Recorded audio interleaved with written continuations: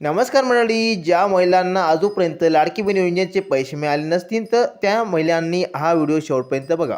जेव्हा तुम्ही लाडकी बहीण योजनेचा फॉर्म भरता तेव्हा सबमिट जेव्हा करता तेव्हा सबमिट आल्याचा मेसेज तुम्हाला पडतो। तो 2-4 दिवसात तुमचा फॉर्म जर क्लिअर असेल आणि तो व्यवस्थितपणे भरलेला असेल तर तुम्हाला अप्रूव्ड झाल्याचा मेसेज येतो।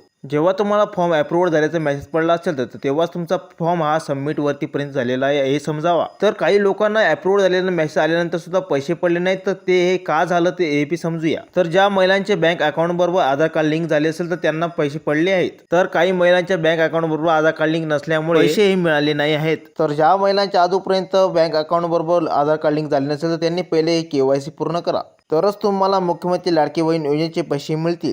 जर तुम्हाला व्हिडिओ आवडला असेल तर व्हिडिओ लाईक करा, व्हिडिओला शेअर करा। तर अजूनपर्यंत तुम्ही चॅनलला सबस्क्राईब केले नसेल तर चॅनलला सबस्क्राईब करा, कारण तुम्हाला लाडकी बहीण योजनेच्या संदर्भात इथे व्हिडिओ बघायला मिळतील।